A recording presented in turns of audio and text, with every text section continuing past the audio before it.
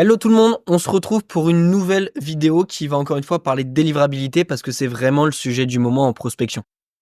C'est de plus en plus dur de tomber dans la boîte mail principale de vos prospects, c'est de plus en plus dur d'avoir des ouvertures d'email et des réponses d'email et ça va être encore plus dur en 2025. Pourquoi? Parce qu'il faut que vous compreniez bien que pour les fournisseurs de messagerie, le cold emailing, la prospection à froid, c'est un fléau. Les utilisateurs s'en plaignent parce que les 3 quarts du temps, ils reçoivent des mails qui sont pas personnalisés et pas pertinents. Et donc, ils veulent faire leur maximum pour empêcher, tout simplement, la prospection à froid de fonctionner. Alors, en matière de délivrabilité, je pourrais encore une fois vous parler des basiques. Le fameux SPF, des marques, des KIM, qui sont des signatures électroniques qui permettent de confirmer que vos emails vous appartiennent bien et d'augmenter votre délivrabilité. Idem pour le custom tracking domaine ou la mise en show de vos adresses mail. Idem pour le nombre d'emails à respecter en envoi par jour par adresse mail, entre 20 et 30. Et idem sur le principe d'avoir une base de données clean. Mais j'estime que si vous suivez le contenu que j'ai déjà fait, mais ça, vous le savez déjà. Mais malheureusement, tout ça, c'est plus suffisant. Pourquoi? Parce que la plupart des personnes qui font de la prospection maintenant le savent, le font, et ça permet plus de se différencier, du moins pas suffisamment. Alors, si vous l'avez pas déjà fait, tous ces éléments-là pour votre prospection, faites-le. Vous verrez que vous irez déjà chercher des résultats qui seront beaucoup plus importants que ce que vous avez déjà. Mais si vous faites ça déjà et que vous n'arrivez toujours pas à avoir ces fameux rendez-vous, si vous n'arrivez toujours pas à avoir ces fameux résultats en prospection, eh ben, suivez le reste de la vidéo parce que je vais vraiment vous donner des conseils qui vont faire la différence en 2025 et qui vont permettre encore une fois d'aller vous démarquer comparé aux autres personnes qui font de la prospection. Donc comme je l'ai dit, tous ces éléments-là, c'est plus suffisant. Ok?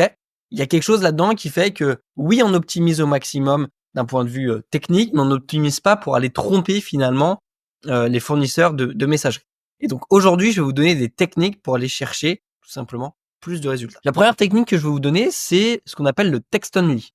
Le text only, ça supprime tous les trackers de vos emails et donc ça maximise la délivrabilité. Pourquoi? Parce que les fournisseurs de messagerie sont en mesure de savoir s'il y a des trackers ou non dans vos emails. Et ça, généralement, ils considèrent ça comme une action ou du moins une pratique propre à la prospection. Alors concrètement, comment ça se matérialise le text only? Si je vais sur une campagne sur Instantly par exemple, dans vos réglages, vous avez une option qui on appelle la Delivery Optimization, où si vous cliquez dessus, ça permet tout simplement d'envoyer vos messages en text only. Attention, ça va venir désactiver notamment le tracker d'ouverture, savoir si oui ou non la personne a ouvert votre email. Donc c'est plus compliqué pour de l'analyse. Donc ce que je vous recommande, c'est de faire 80% de votre BDD par exemple en text only et les 20% restants sans le text only pour pouvoir itérer vos objets d'email. Donc quand même optimiser vos taux d'ouverture en sachant quel objet est plus efficace que l'autre. Mais l'avantage du text only, c'est que ça supprime les trackers et donc ça maximise votre délivrabilité et vos chances d'atteindre la boîte mail principale de vos prospects, tout simplement. Alors, une autre solution et une autre technique que je vous donne, c'est de simplifier vos signatures d'email. Pourquoi? Parce que très souvent dans des signatures d'email, on va retrouver le nom de domaine de l'entreprise, on va retrouver un numéro de téléphone, on va retrouver un nom d'entreprise, on va retrouver des liens, etc. Alors ça, je suis d'accord, c'est performant pour vos signatures email parce que ça permet de rediriger la bonne personne ou de faire en sorte que la personne vous appelle directement. Donc c'est cool. Par contre, d'un point de vue de prospection, ça peut être plus compliqué pour de la délivrabilité. Pour la simple et unique raison, c'est que, imaginons que vous envoyez des emails. Certains de vos emails tombent en spam. Ça, les fournisseurs de messagerie, ils le captent. Le problème, c'est que généralement, ils vont aller essayer d'aller chercher un dénominateur commun aux emails qui sont tombés en spam. Et au-delà de l'adresse mail avec laquelle vous envoyez vos emails, qui va du coup être blacklistée, eh ben, ils vont aussi pouvoir reconnaître le contenu de vos emails et donc les signatures email. Et donc, s'ils constatent qu'une adresse email qui est blacklistée envoie des emails avec une signature qui comporte tel numéro de téléphone, qui est une forme d'ID unique et qui est propre à une personne, ils vont pouvoir par la suite blacklister les emails qui contiennent ce numéro de téléphone-là. Et donc, vous aurez beau changer d'adresse email, ils reconnaîtront votre signature email avec le numéro de téléphone, le nom de l'entreprise, l'URL de l'entreprise, etc. Et donc, automatiquement, vous aurez plus de chances de tomber en spam. Donc, faites très attention à votre signature d'email parce que c'est très souvent un contenu qu'on oublie d'utiliser, soit d'optimiser pour de la conversion, parce que ça peut vraiment être un outil de conversion, mais qu'on oublie aussi d'optimiser d'un point de vue lourdeur de la signature email. C'est simplement une image qui est très lourde. Et puis, contenu de la signature email. D'accord? Ça peut vraiment être un motif de mise en spam si jamais les fournisseurs de messagerie détectent que cette signature email est souvent reliée à des emails de prospection. Troisième point, supprimer les spam words. Alors ça, c'est déjà d'actualité, mais ça sera encore plus le cas. Pourquoi? Parce que la liste ne fait qu'agrandir, tout simplement. Les spam words, c'est quoi? C'est des mots qu'on utilise dans nos emails et qui envoient directement en spam. Pourquoi? Parce qu'ils sont reliés à des sujets que les fournisseurs de messagerie détectent comme étant des sujets généralement abordés en prospection. L'argent, les offres incroyables, le fait d'aller gagner beaucoup de temps, d'aller devancer tel ou tel concurrent. Bref, c'est généralement un jargon très marketing, très vendeur qui est détecté comme étant un mot qui est souvent lié à la prospection et donc qui vous permet directement de tomber en spam. Et typiquement, si on prend une campagne, ce que vous pouvez faire, c'est tout simplement, typiquement, dans vos séquences. Donc là, typiquement, j'ai fait un exemple d'email un peu pourri, mais qui parle, qui est évocateur de CA, etc. Il y a des avantages, notamment avec des outils comme Instantly. C'est tout simplement détecter s'il y a des spam words dans votre email. Et donc ça, ils vont vous le dire si oui ou non vous avez des spam words. Typiquement, ils détectent bien qu'ici, argent, il aime pas. Gagner beaucoup plus de CA, il aime pas. Méthode, il aime pas trop. Et je te la présente, bon là, il est un peu dur là-dessus, mais il aime pas trop. Mais ce qu'on voit bien, c'est qu'il fait ressortir tout ce qui a un lien avec du CA, avec le fait d'aller apporter une solution, etc. Bref, des mots très spécifiques à la prospection. Et l'avantage, c'est qu'il va pouvoir apporter notamment des solutions, des corrections, etc., etc. Alors, attention, c'est fait par de l'IA, donc toujours rechecker derrière, mais ça peut être un super indicateur pour savoir si oui ou non vous avez des emails qui tombent en spam words ou non.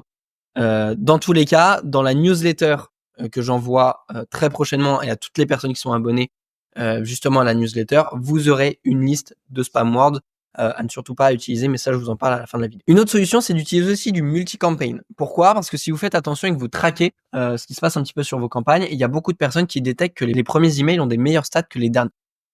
Ça s'explique par quoi? Tout simplement par le fait que les fournisseurs de messagerie détectent que des emails sont envoyés à la suite et donc en fait se basent sur les premiers taux d'ouverture que vous avez et en fait ils vont constater que les taux d'ouverture diminuent de plus en plus et donc ils vont de plus en plus envoyer en spam aussi. Et ce qui fait que du coup vous allez avoir des taux qui sont de plus en plus bas. L'avantage du multi-campaign, c'est tout simplement que lorsque vous voyez qu'il y a une campagne qui commence à sous-performer, et ben, vous la désactivez, vous la mettez en pause et vous remettez en place une autre campagne. D'accord? Ça permet de changer votre façon d'écrire, ça permet de changer le sender, ça permet de changer aussi tout simplement ce qui est dit et donc de contrecarrer le fait que les fournisseurs de messagerie aient détecté que ces emails-là étaient envoyés en campagne et en gros batch à plusieurs personnes. Avant-dernier point et un des plus importants, la spin tax. Pour ceux qui savent pas ce que c'est, la spin tax, ça permet d'automatiser la variation de texte de vos emails. Concrètement, qu'est-ce que ça veut dire? Si je retourne sur une campagne ici, vous voyez que il y a beaucoup de texte entre crochets, entre guillemets, etc. Bref, ça ressemble un petit peu à une forme de code ou un langage un petit peu particulier. Et ce que vous pouvez voir, c'est qu'il y a beaucoup de phrases qui se répètent et typiquement, un mail comme ça, c'est très indigeste. Ok, c'est très très long. Pourtant, si on va en preview, on se rend bien compte que le mail, il est très très court. Et en fait, tout ce que vous voyez en vert, c'est de la spin tax, c'est-à-dire du message automatique qui va être automatiquement changé et qui va faire varier en fonction de la personne à qui on l'envoie. C'est-à-dire que d'un moment à l'autre, on n'aura pas le même texte qui sera envoyé à chaque personne. Et donc ça, c'est génial puisque ça veut dire que vos séquences vont tourner en automatique, mais vous aurez jamais le même message qui sera envoyé.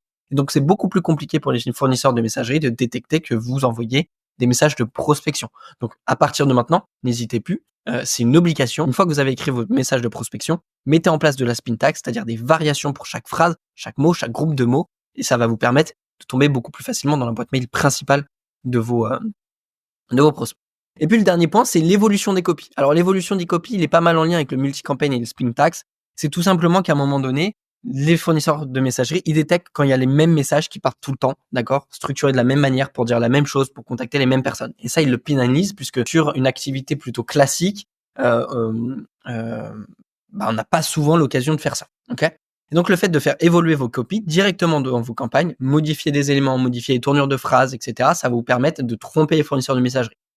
Encore une fois, ici, attention à pas trop modifier puisque ça peut potentiellement derrière complexifier votre analyse, de savoir quelle modification a permis d'avoir plus d'ouverture ou plus de réponses, etc. D'accord? Donc ne modifiez pas trop, faites du micromanagement, mais modifiez vos campagnes quand elles sont en train de tourner, ça permet de tromper les fournisseurs de messages.